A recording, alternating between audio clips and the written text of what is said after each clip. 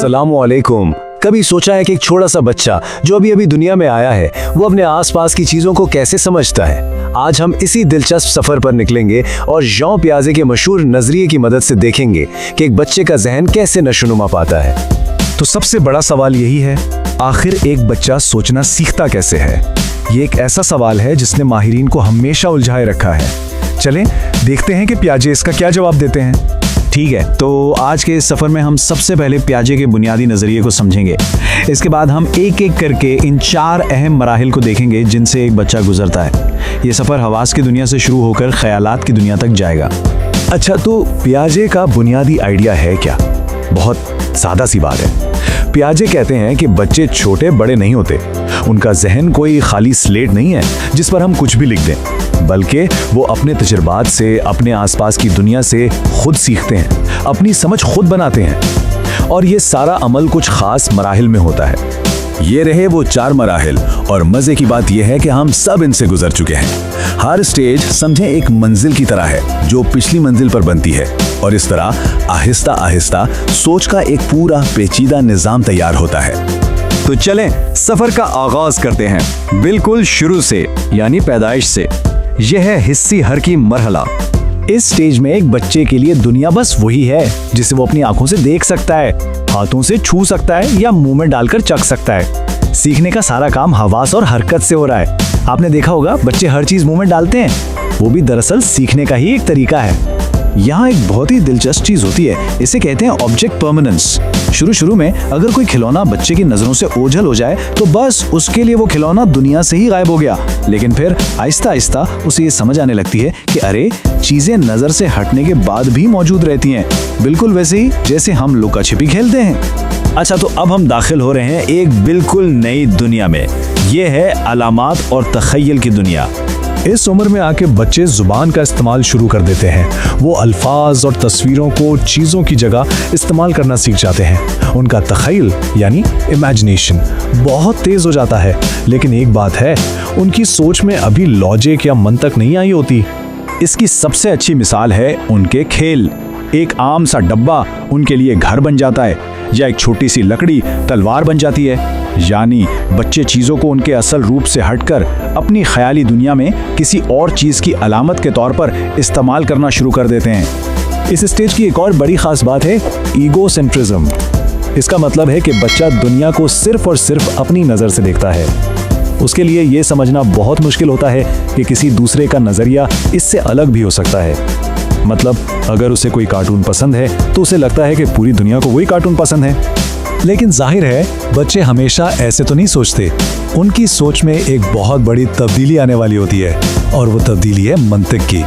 तो चलें देखते हैं ये कैसे होता है। और यहाँ से बच्चा मंतिक यानी लॉजिक की दुनिया में कदम रखता है। ये वो वक्त है जब उसकी सोच में एक तरह का इनकलाब आ जाता है।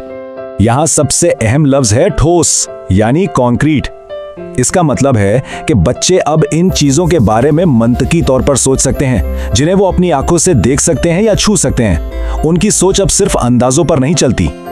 इसको समझने के लिए कंजर्वेशन का आइडिया बेहतरीन है। सोचें, अगर एक चौड़े ग्लास का पानी एक लंबे पतले ग्लास में डाल दिया जाए तो इस उम्र का बच्चा फौरन बता देगा कि नहीं, पानी तो उतना ही है। वो समझ जाता है कि सिर्फ बर्तन की शक्ल बदली है, पानी की मिकदार नहीं। ये मंतकी सोच की तरफ एक बहुत बड़ा कदम है।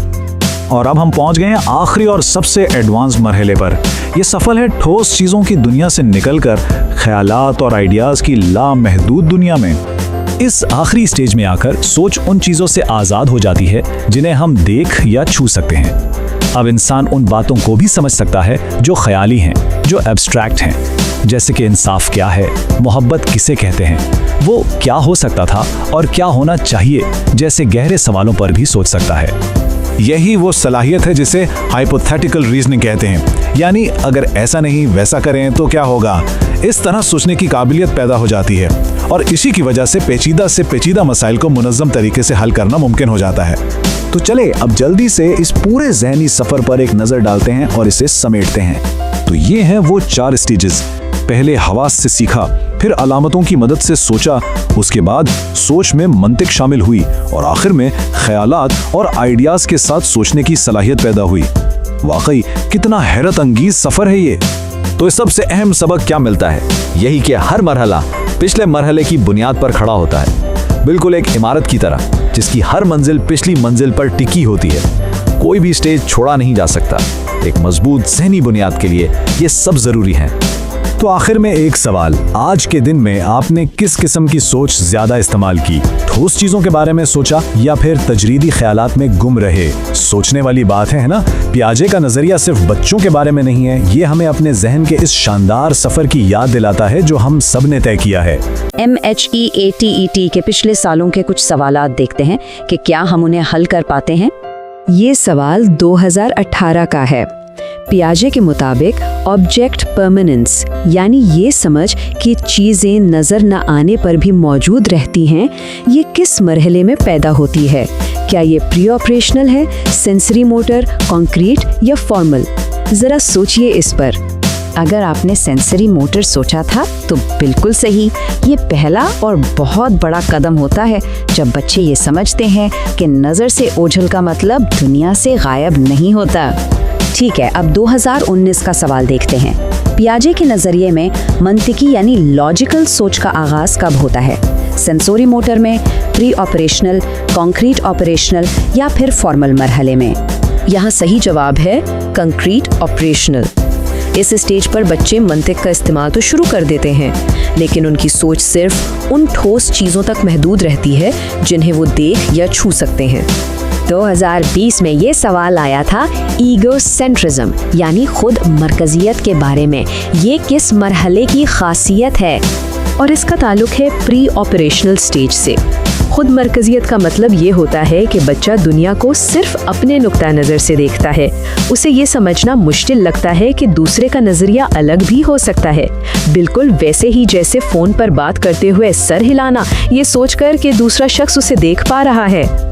अब 2021 का सवाल कंजर्वेशन के तस्वुर पर था। ये एक बहुत अहम सलाहियत है। ये किस मरहले में पैदा होती है? जवाब एक बार फिर कॉन्क्रीट ऑपरेशनल है। ये वो वक्त है जब बच्चा ये समझने लगता है कि अगर एक लंबे ग्लास में पानी डाला जाए या चौड़े ग्लास में, मिकदार वही रहती है, सिर्फ बर्तन की शक्ल बदलती है। ये मंतकी सोच का एक बहुत बड़ा सबूत है। और ये आखिरी सवाल 2022 से, एब्स्ट्रैक्ट थिंकिंग यानी गैर मादी पेचीदा ख्यालात और तस्वुरात के बारे में सोचने की सलाहियत, ये कब आती है? और ये सलाहियत आती है फॉर्मल ऑपरेशनल मरहले में। ये ज़हनी नशोनुमा का सबसे ऊंचा दर्जा है, जहां इंसाफ, अखलाकियात और मुस्तकबिल जैसे पेचीदा मौज़ूआत पर सोचा जा सकता है।